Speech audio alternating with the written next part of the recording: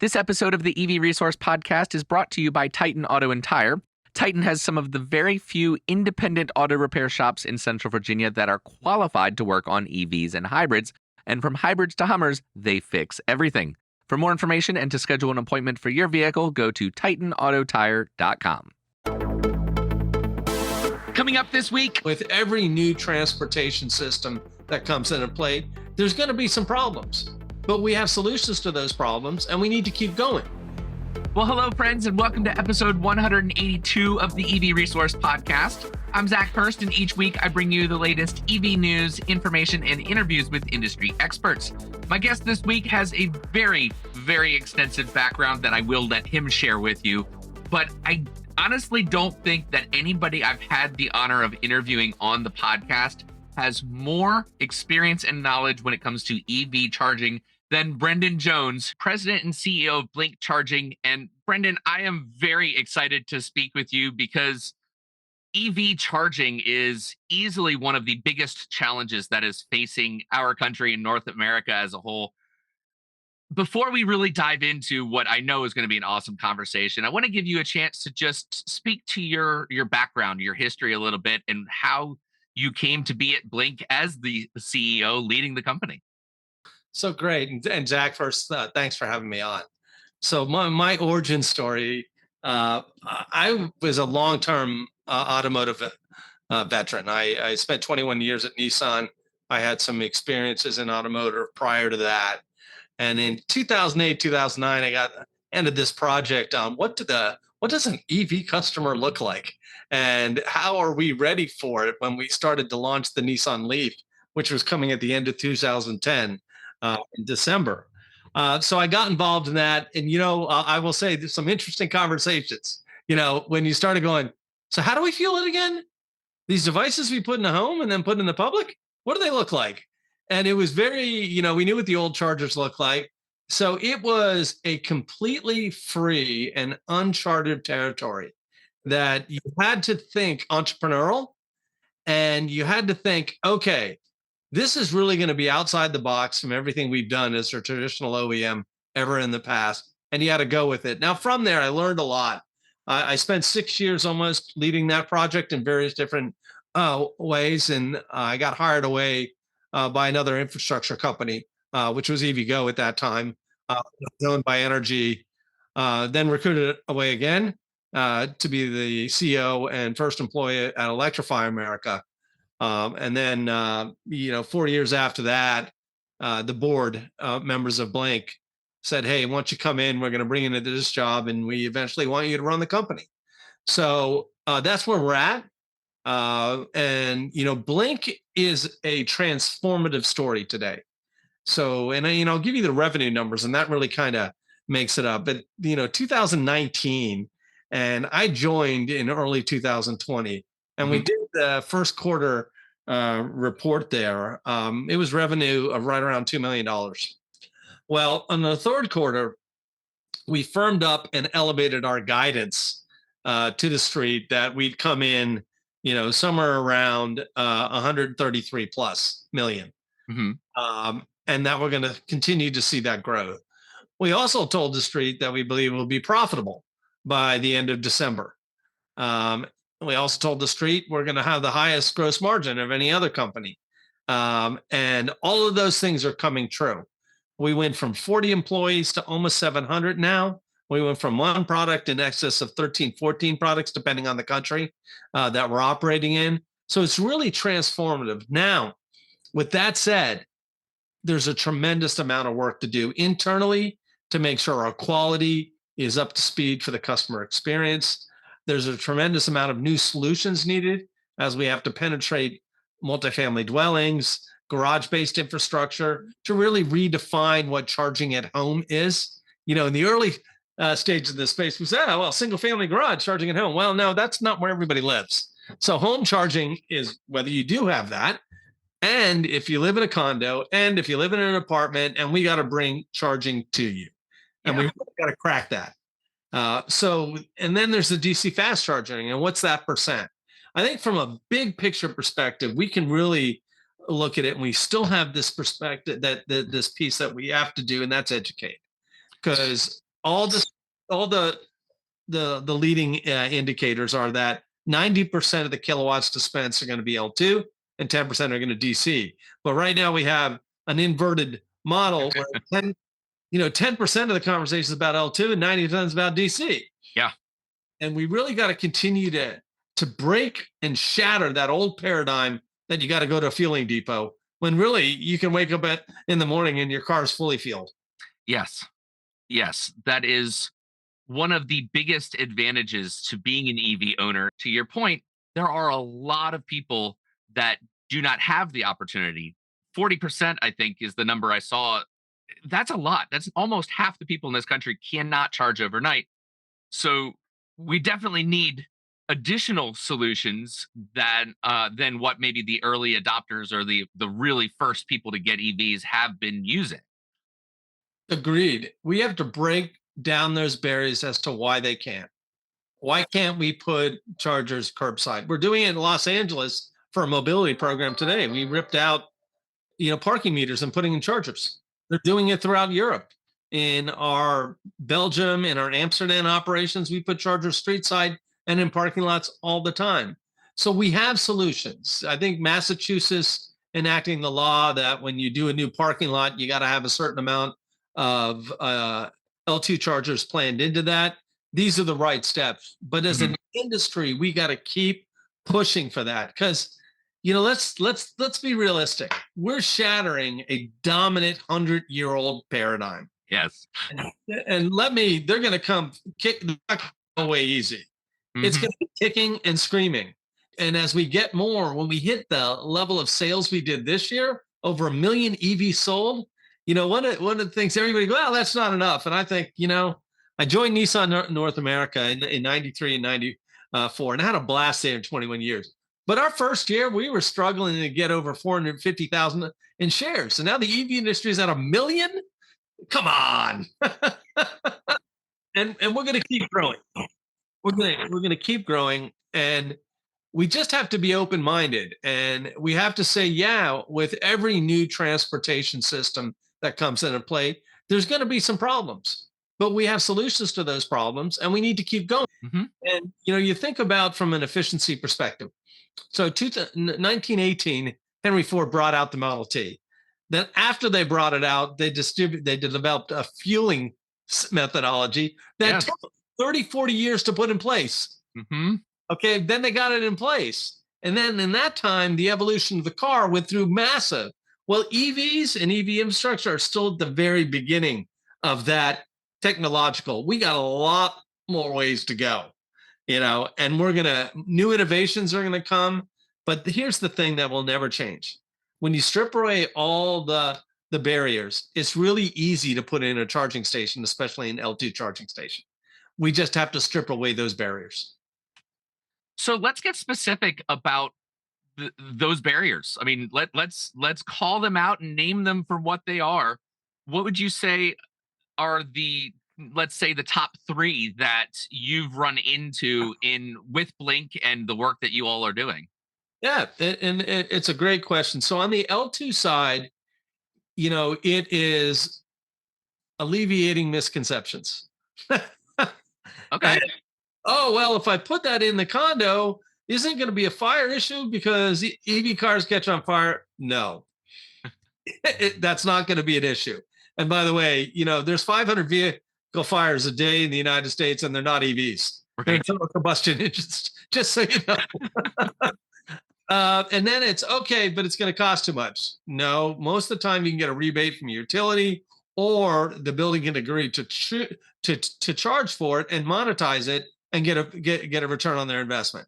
And you have to one by one, and then work with the permitting authority to say, hey, we actually can put in 15 chargers here, like conduit against the wall, and put 15, and the building has enough power to do it.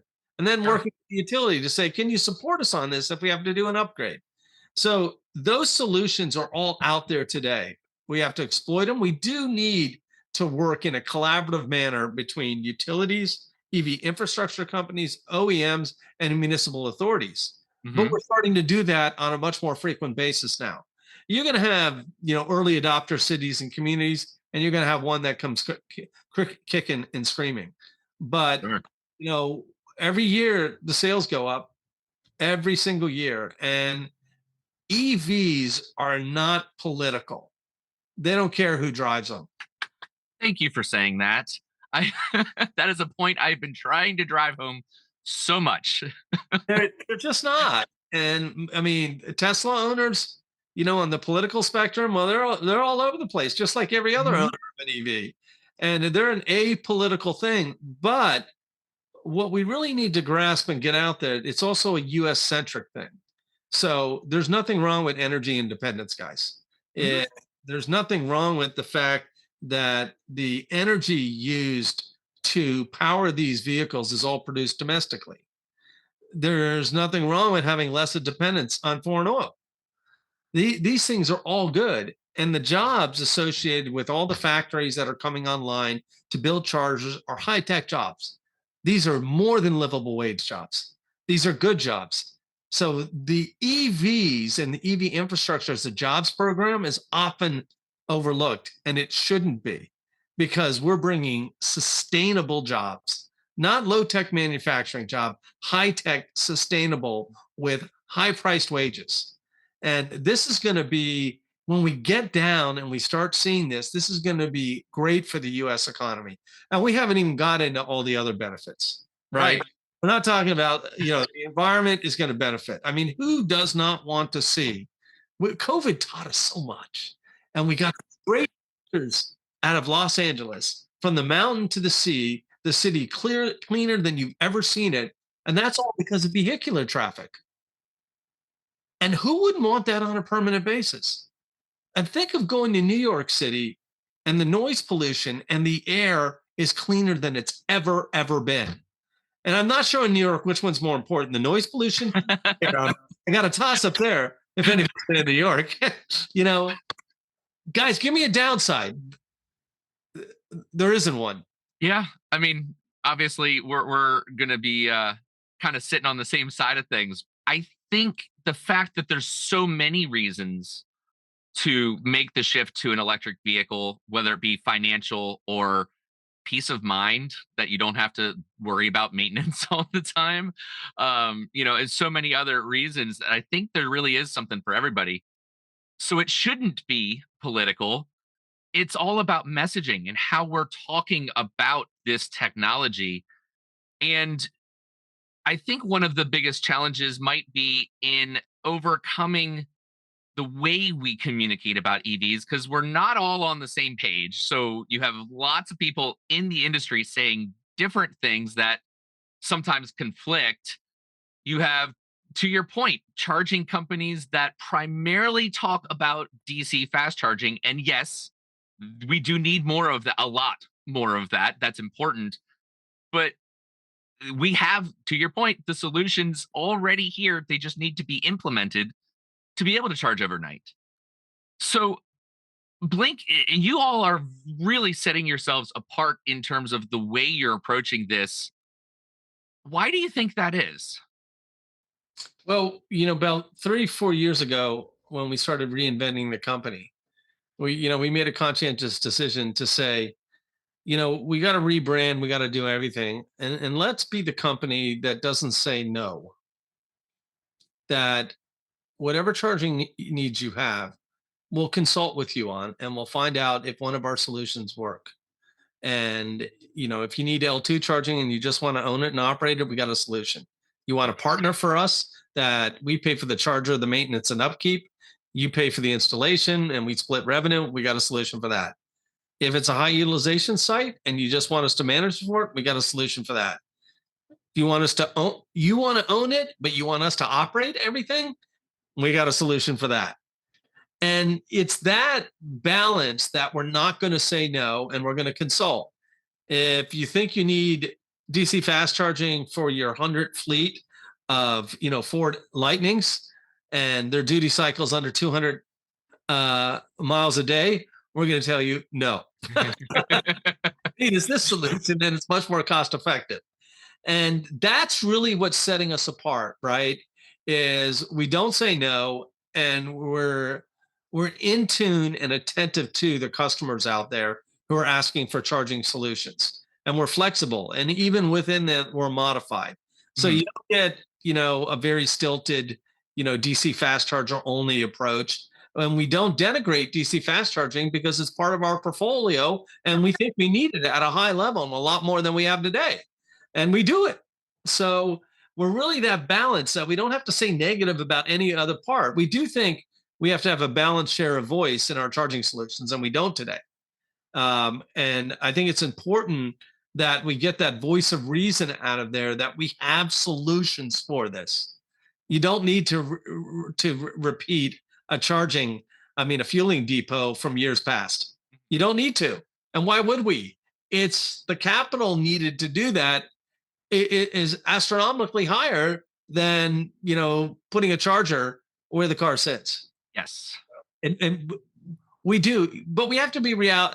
In the U.S., it's funny. So I'm going to take you on the Wayback Bus again. Yeah, let's do it. We did an analysis on looking at what the tipping point was on battery range, right? And the first early data told us, well, people will pay this lease price point if you get the battery up to this, right? And that was somewhere around a 150-mile range. Well, we've gone so far beyond that at this point in time. So what we're finding now, it's not really that, it's the perception. Yes. And there's some parts of America that we're not going to be able to convince, that always want to go as far. They don't want the car to impinge upon their freedom. And if Mhm. they believe the car is impinging upon their freedom, they're going to stick with a gas car. Yes. So we have to continue to put in charging and educate and say it will not. Do you think that in terms of messaging, I mean, clearly there's a lot of work to be done on the education and the communication front. I have been recently really focused on not the laggards, the last group to bring into the fold, but on the next group where we're kind of getting into that early majority. That's the biggest, part of that middle market in the adoption curve. What is the conversation like for Blink now versus maybe 10 years from now? What do you expect or anticipate that you might have to make some adjustments in how you communicate?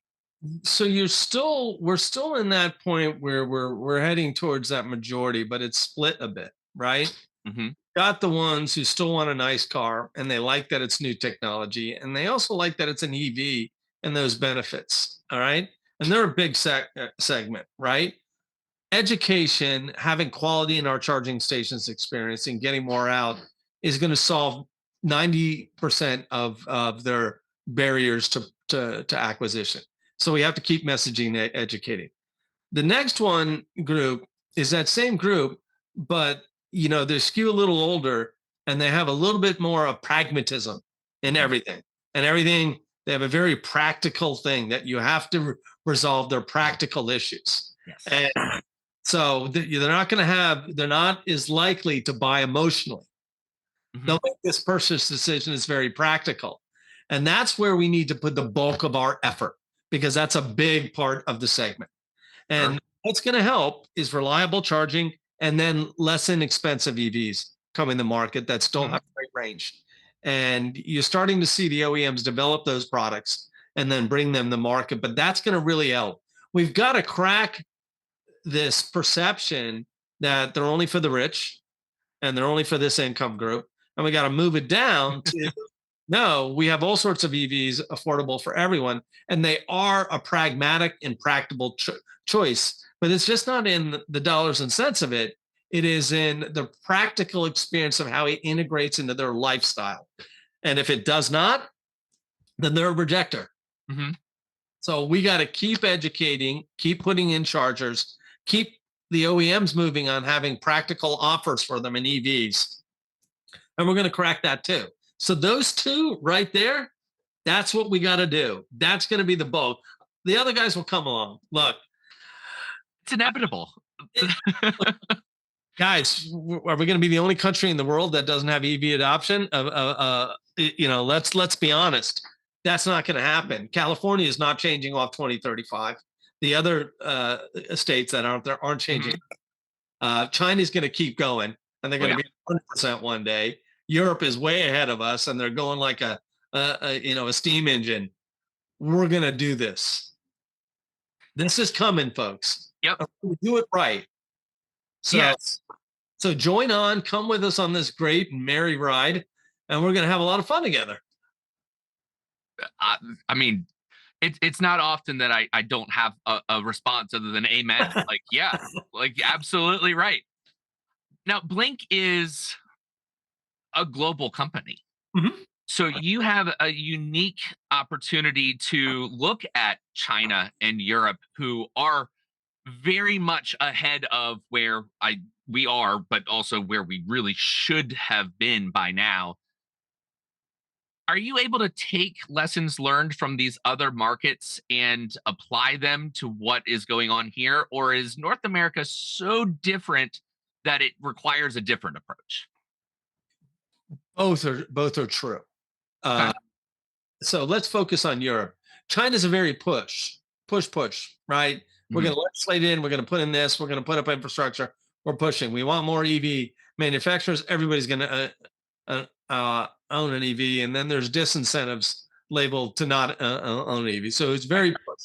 Now, what you can take from China is how scalable it really is when you have everybody behind it, and you're going to get that done.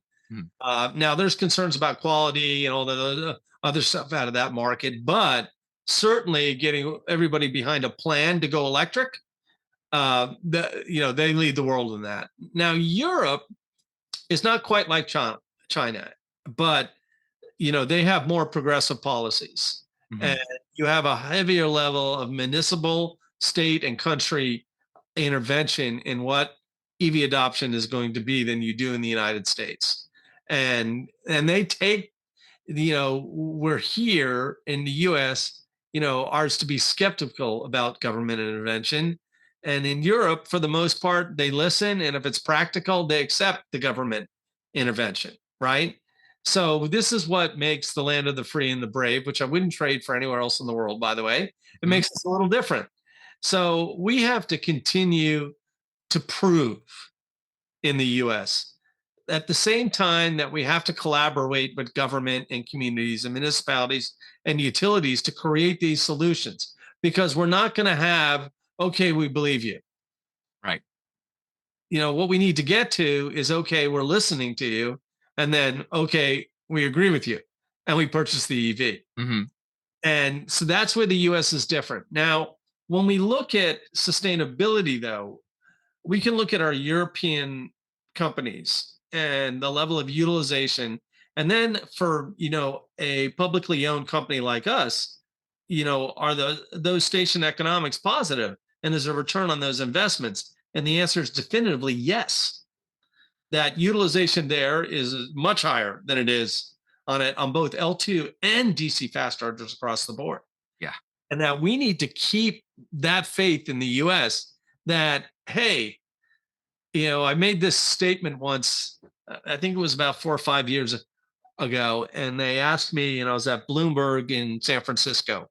They just had their last conference, and it's Brendan. What do you think of infrastructure? What are the it needs to really succeed? I said, car sales.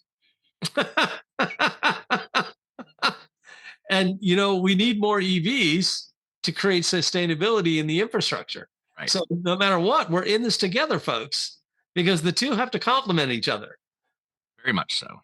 And then the infrastructure companies, quite frankly, they need to get their quality stuff together, including Blink. And another journalist asked me, "What keeps you up at night?" And what keeps me up at night is ways to fix and improve quality so that the customer experience is good. So, in order to be profitable in the EV charging space, you have to be very strategic in how you approach it. You can't just throw chargers out there anywhere and hope that you got lucky that utilization will be there. 'Cause you need a certain level of utilization in order to make the numbers work.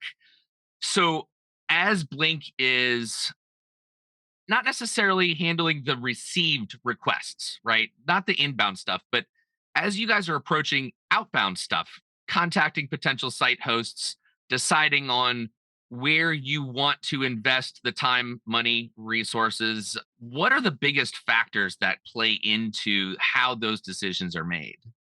Yeah, so let's start at the beginning, and you test on the historic elements. So we always got to throw those out there. So the industry did emerge as a planting flags industry. We were being measured on how many chargers we got in the ground, right? Right. Not necessarily where they were, Yeah. not how much utilization they had. Get it in the ground. How many get in? What's their total number? Those were what the bosses at that time. I'll call them bosses, and you can put all sorts of names to them after that. They wanted. That ended, and you got to get to a lot of data analytics. We take ArcGIS, and we then had an outside consultant build us a system for Blink on both L2 and DC fast charger, and they have a difference on them. And it looks at all potential real estate. It takes in EV penetration in the area. It takes in existing inventory of charging that is out there, location, northwest, southeast, barriers to getting to the site because it's divided highway, mountains, bridges, everything else. Populates it in there and says, okay, this site fits into one of the three categories. And for the owner operator model, you have to hit on the high segment of that. And if you don't, we go, hey, it's a good hybrid site. Sure. Uh, and if it's on the lower half of it, we say, hey, guys, right now you're not a good for our cash, but we'll work with utilities, we'll work with others to find additional cash for you so that we can discount for the charger or the installation. But you've got to consult, and not everybody's an owner operator. Not always a good site for us to be the owner operator on. Right. But if you don't do that data, you're going to make mistakes. When we started getting very disciplined about 4 years ago, we looked at legacy chargers versus one after we started building and implementing that system. And the change was dramatic. When we could say, wow, we got a lot of legacy chargers that aren't doing much, but all of our new installs, they're starting to get, and the data works, right? And we're not unique in that. Others have their own systems on these, right? But, what this industry has to be driven by is data and accuracy data, no longer hyperbole, right? It's got to be driven by the facts. And, and there's nothing wrong with, where we have the advantage is we're doing a lot of revenue off selling equipment and services. And the network, revenue is sticky, it's continuous and reoccurring. And we're going to continue to do that. And that, helps you have a little bit of a buffer on the ROI analysis when it comes to the owner operator model. So I can bank on that long-term revenue, but I can also say, hey, we think that site is going to be an owner operator, a good one in 4 years. Let's do it today. And then I have enough revenue coming in from the sales model to say we can be sustainable by doing that. Yeah. This flexibility, that's why we believe that, in December, we're going to be this first EBITDA positive company, and it's going to be sustainable.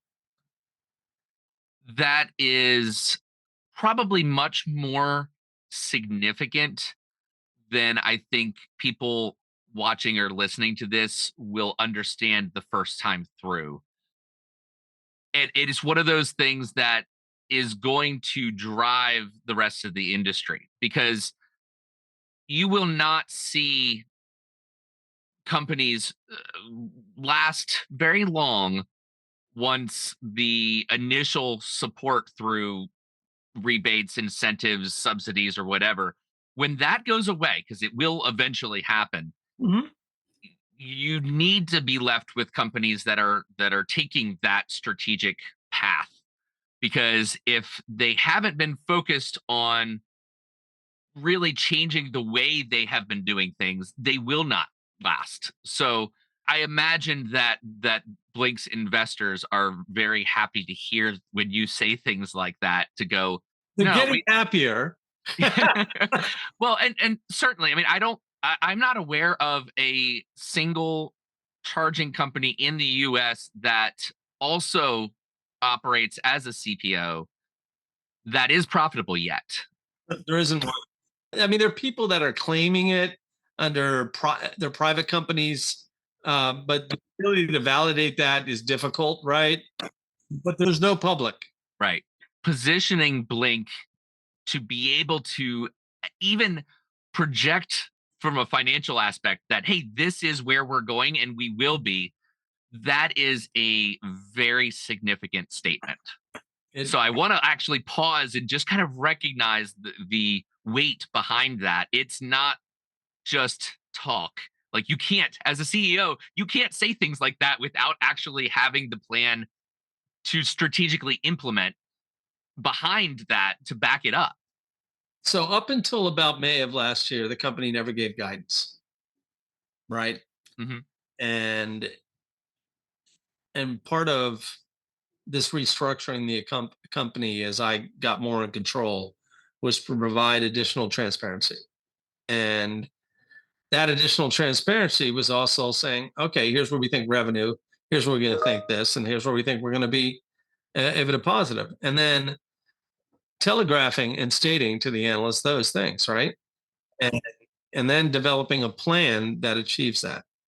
And so all of that is in motion. And can there be things that get in the way? Yes, you have to solution around them. Can the economy, go south? Yeah, but we've had many analysts that have predicted the next great recession for the last 3 years, and it still hasn't happened. And the numbers are looking pretty good right now as we look around. So we're going to keep being flexible, revising our plan to hit the target. And I'm not saying it's easy, by the way. You got a lot to make tough, and we're still in the process of integrating 6 different companies into one that we've acquired over the last 3.5 years. So but it's doable, and also, but sustainability is the right thing for the industry. And because I believe in what we're doing and I believe in this industry, I just don't want Blink to succeed. I want others to succeed as well, because it's going to be good for EV adoption. And I think we see that. I think you'll see some consolidations along the way. I think you see some BKs. I think you're going to see some companies that the only way they can get it done is, with free money, or other people's money, as we call it, OPM. Yeah. But to your point, I hope, and I know they're hoping and planning, you better do it in a way that you understand what you need to have to be sustainable. Hmm. Because we don't have government funding, grant money in our business plan to get to EBITDA positive. We'll take it. Of course, absolutely. Can't imagine saying no much unless there's strings attached. We will take it, and but it's not part of the plan. The plan is not contingent upon receiving those funds. I absolutely love where this conversation is going. We're going to take a quick break and then we'll be right back at it. Do you own a business and want to reach EV owners and people interested in electric vehicles? EV Resource is welcoming businesses nationwide, both big and small, to become advertising partners with us across all platforms. The EV Resource podcast, magazine, YouTube videos, social media, and our webpage. For more information, please email Zach at hello@ev-resource.com. In order to win investors over, naturally, you're on that path. You've already done so much, and getting to and sustaining profitability is that's the name of the game when it comes to business. But to win consumers over, it's going to be slightly different in that consumers just want a simple, easy to understand process that works. So we didn't touch on it, but we mentioned reliability from an equipment standpoint. And so I'm hoping that, being that you're working day in and day out in this business, the industry as a whole kind of has a dark mark on it when it comes to, well, is the charger going to work when I pull up and use it? Like a lot of reliability issues, either from equipment or communication and software or payment processing. What steps is Blink taking internally to really focus on bringing the most reliable solution when it comes to EV charging? Yeah, the first thing is to shift to be vertically integrated. What I mean by that is I'm about at 55-60% of the chargers we're selling and own and operating are Blink made. Okay. And that we understand the firmware, the manufacturing, and the network that's got to go on that. So in some circumstances, that gives us one outside variable, and that's usually the credit card reader. In Hmm. such cases that's needed, but our unit has that fully integrated as well. We need to go beyond that. Our goal in the 18-month time frame is to get to 80%. We're going to always have a degree of third-party manufacturing because you have nuanced equipment, other things, some high-end DC fast chargers that will rely on our partners under a custom manufacturing agreement to make. Hmm. Uh, but you got to start there because then you're in control of identification. You're in charge of root cause analysis, and you're in charge of mitigation. And you own it all. There's Sure. no excuses. There's no finger pointing. There's no anything.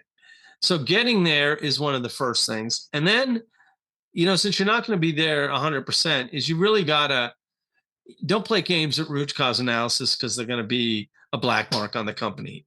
Admit it and move forward. And we Hmm. know where the failures are on chargers, especially DC fast chargers.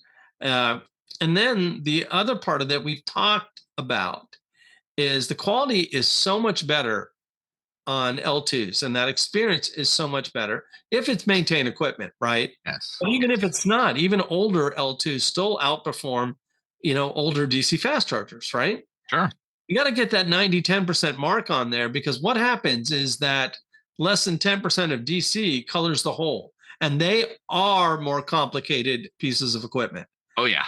require a great deal of higher maintenance. And then you start after educating around the nuances associated with this, right? And what I mean by those is, look, you better have a good call center, you better have a good knock, you better make sure that you're informing their customers to set their expectation on what their charging experience should be like.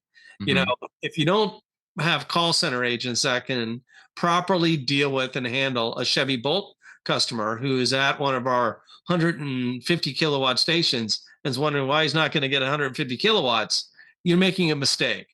Educate Right. your everybody on that. Handle, it's not his fault. It's not their fault. They're our Sure. customer.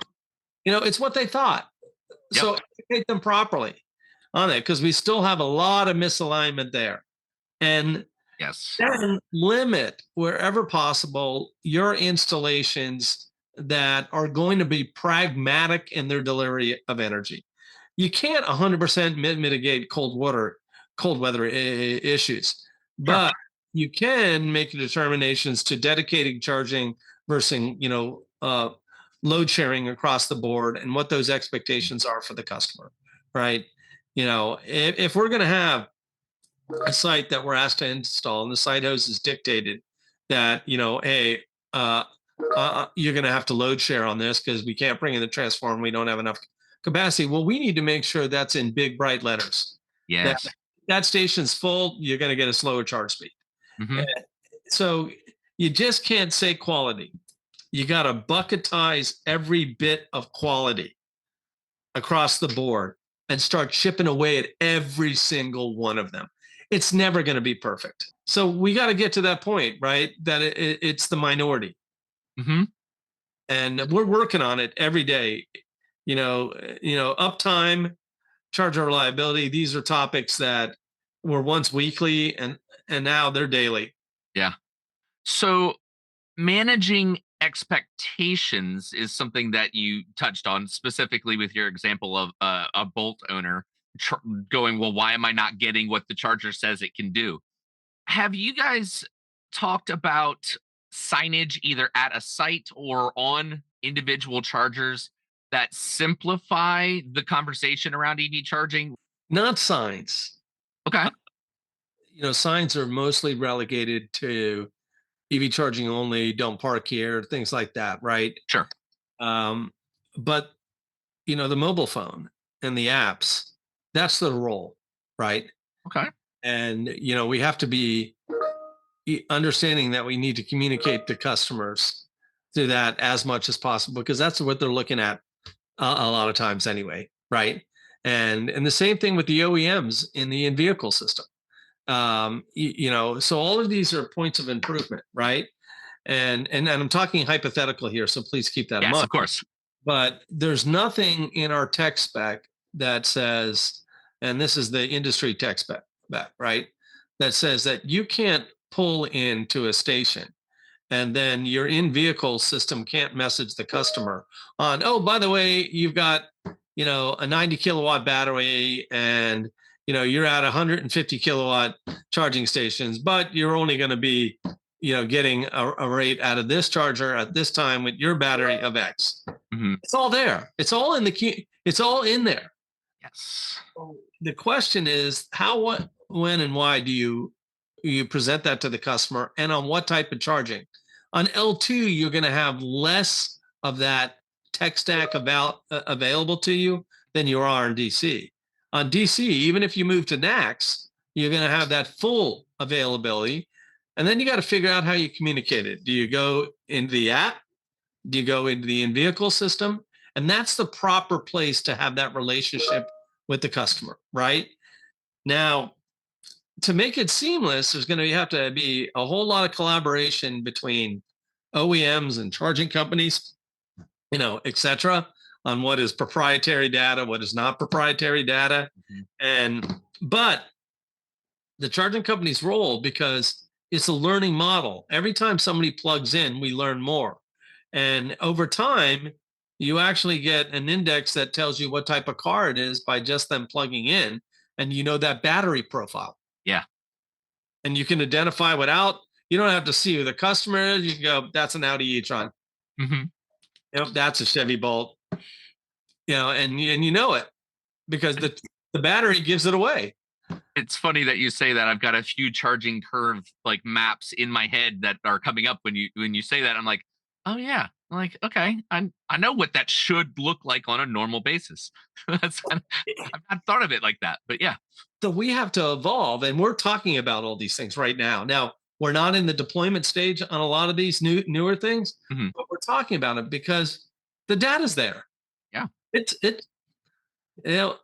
What does that mean to a consumer? Well, it means to a consumer that, they can understand their vehicle on their own. And if there's nothing wrong with them calling in after that and saying, hey, on the app, it said this. What does that really mean? Through information, we started an education process. Follow-up is fine. Now, then you got to start simple by what you're showing them. And over time, we need to, as the diffusion of innovation happens, if people believe in that theory, I do,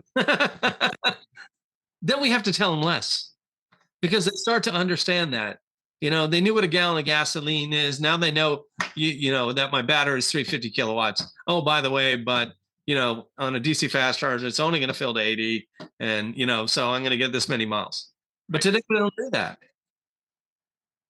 Yeah. And I think we need to be more on the same page as, thousands of different entities that are educating the consumer, where it's almost like we need to kind of consolidate, or at the very least have a method of what we're communicating, how, and to your point, at what part of their educational process, when they're learning various pieces of the new fueling type. And I've said this to the White House and other groups, and I'll say it again as I meet with them again, we need to collaborate a whole lot more. And this industry is going to benefit all players if we collaborate. And so as a whole, we need to let down our collective guard. Oh, it's proprietary. This is proprietary, when it's really not. And say, how do we increase, our penetration into total industry volume? And how do we do that together? Yeah. And by getting these things right, we can. But we need a lot more collaboration. I'll tell you, though, there's a consortium formed. The government led the way on charger quality now. The information coming out of there is excellent.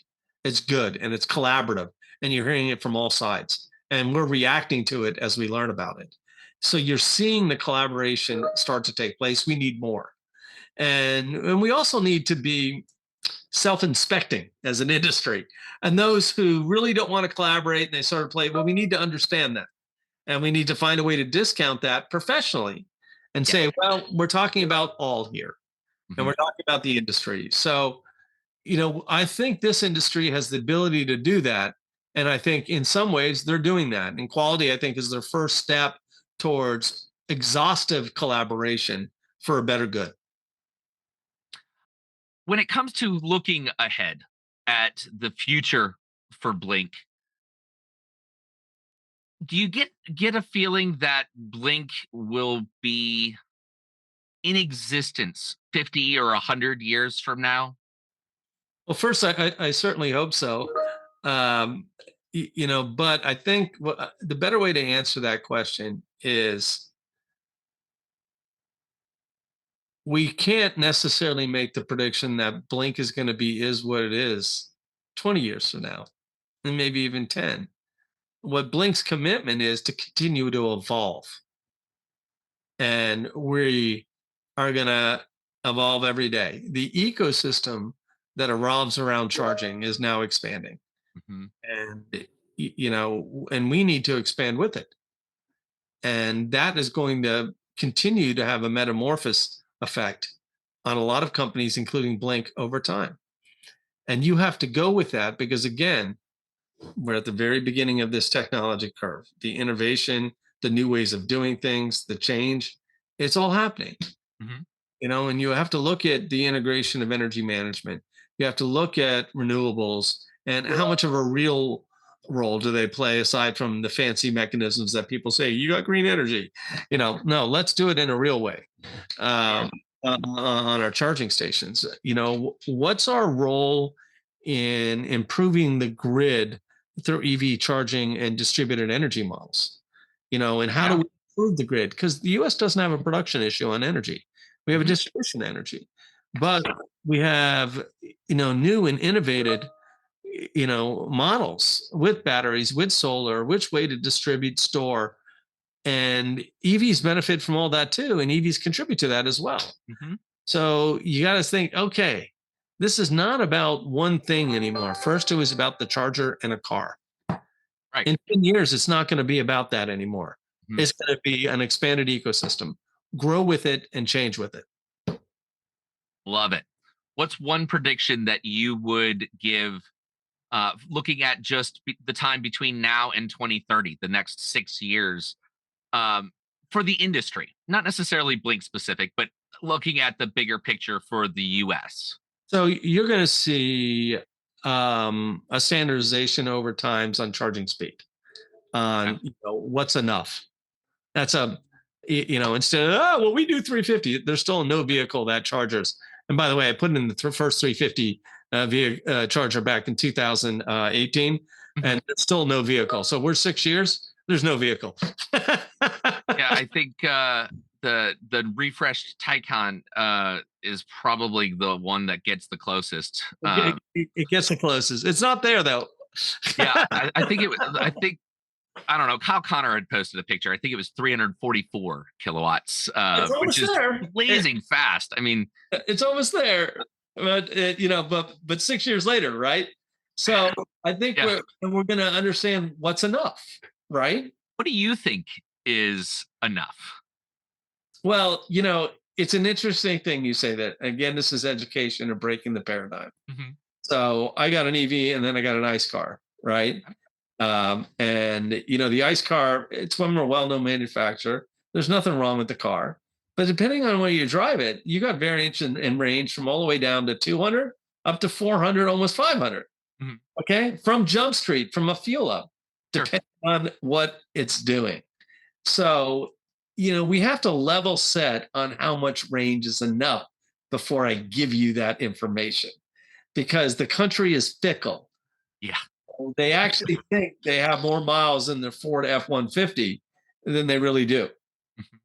Right. And they actually think they drive more on a daily basis than they do. And That's very true. after the Transportation has said repeatedly, year over year, that no matter what you think, the vehicles on average sit 95% of them down doing nothing. People still think they use it like 40, 50% of the time. Hmm. So, so that range and where it is has to come in concert with continuous education. And I think more EV adoption is going to push that envelope and it's going to happen together, right? So, why would I need a car that has more than 500 miles range? I don't understand it. And would I sacrifice range to go to 250 to 300 if my car is just going to be a city car? Yeah. And so I think that's what we're going to end up with. You're going to have a choice. Do you want to go with this model with the big ass battery? Sorry for my language. No, that's all right. Or this that has the smaller battery, but it's going to suit you fine. You drive 10 miles a day. Right. That's where I think we're going.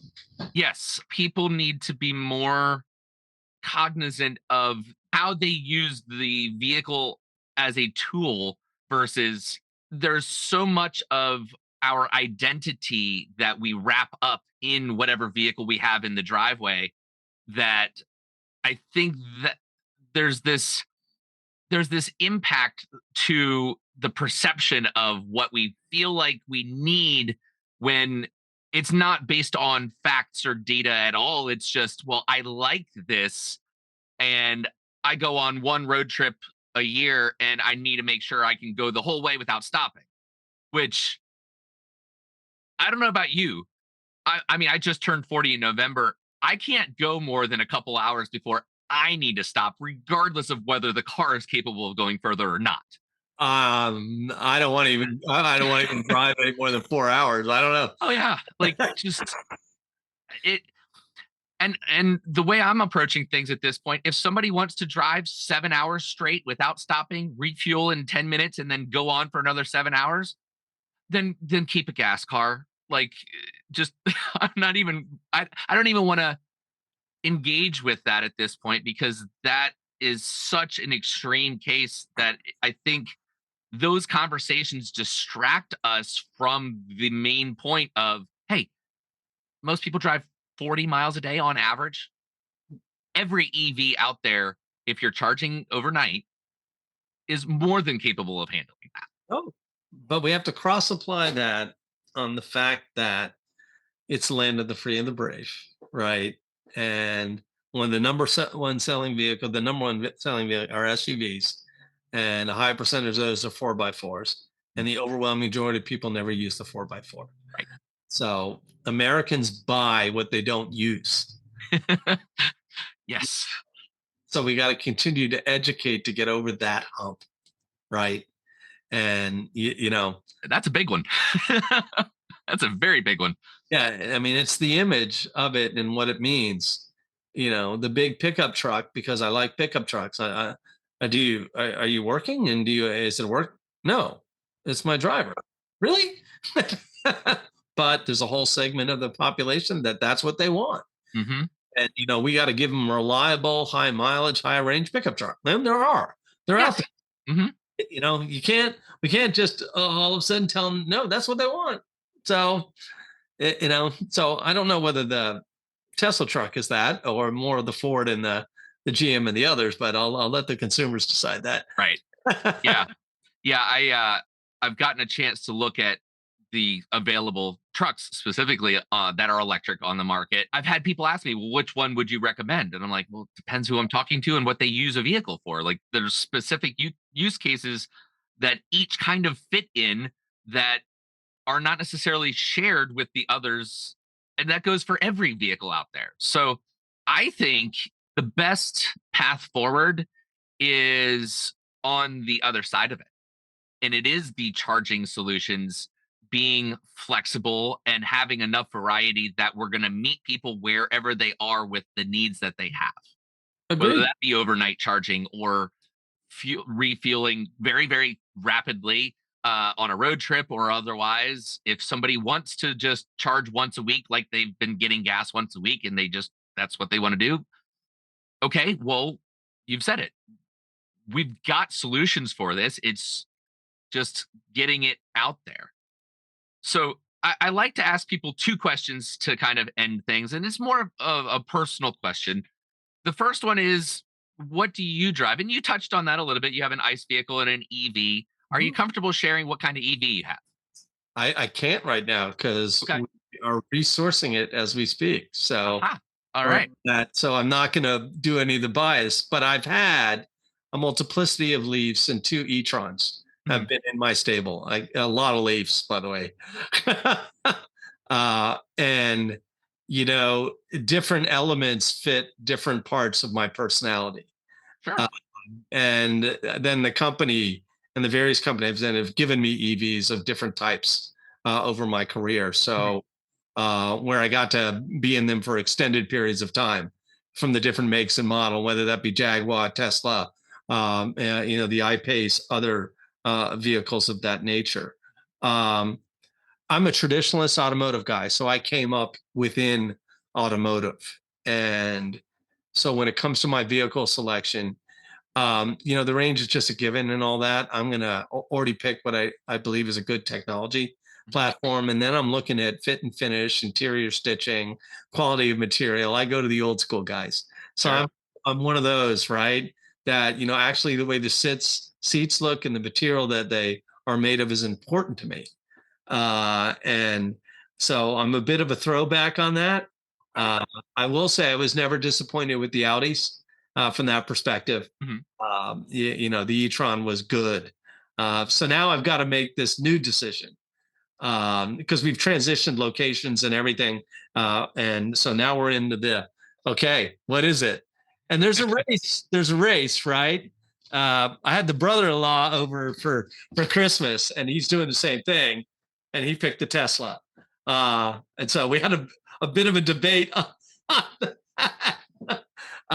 So my chief marketing person and my investor relation people are all Ford Mach-E's, Oh, and they are massive enthusiasts of the car. So it's I'm leaning there on that one. So we're going to see. This is going to be a fun purchase because this one, the difference between this is probably going to be one that is not assigned to me by the company and it's not mhm. a short-term lease. This one I'm going to have for quite a bit of time. Sure. Sure. But this is the big one. This is the major decision on one. Okay. Well, that's exciting. And certainly there's a lot of options out there. So plenty to choose from. The second one, the second question, which is the last one here, is um a play on the word what do you drive, in that what drives you? You're clearly very passionate about making a difference in this space with EV charging. Stepping back from that role, what is it that is really your purpose or your passion that's pushing you forward every day when you get up out of bed? So let's take the obvious off the table. What we're doing is a noble cause, period, right? Mhm. Um, but what gets me going is when I see the amongst the staff and the other people in the industry, the conversion from I took a job and now I'm a believer. And now I believe in what we're doing. And then watching, and I have one particular individual that came from another industry and he went through a whole complete conversion. And he's the hardest worker we have. He believes in everything we're doing. And, it inspires me to work harder, and I'm his boss. And it's amazing to see that. It's easy to say we're changing the world one charger at a time, and I believe that. But when you see that message start to penetrate others, that is really rewarding. And that speaks about team and goal orientation and belief, and that charges me up more than anything else.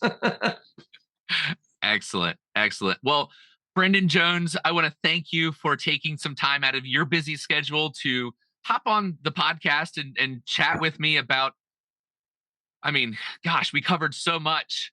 Uh, If people want to follow along with Blink's progress, what is the best way that they can do that? Blinkcharging.com website. And we're also active on Facebook, LinkedIn, etc., and Twitter. And so pick your platform. We're very active on all of them, and content is regularly streaming on that. And follow along. Excellent. It's been an absolute All right. pleasure. I want to thank you so much for coming on and talking with me. Sure, absolutely. If you've enjoyed this podcast and would like to hear more, please subscribe to wherever you like to watch or listen to your favorite podcasts. And if you're looking to stay plugged into the EV community, head over to ev-resource.com for the very best educational resources, community connections, EV reviews, and a whole lot more. The EV Resource Podcast is a production of EV Resource and is supported by viewers and listeners just like you.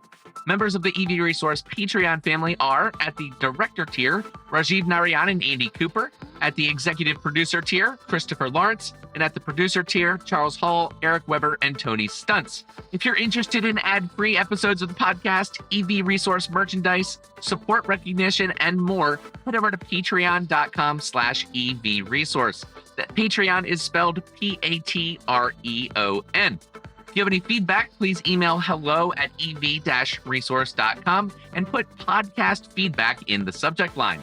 I've been your host, Zach Hurst. Thank you so much for watching and listening, and we'll catch you next time.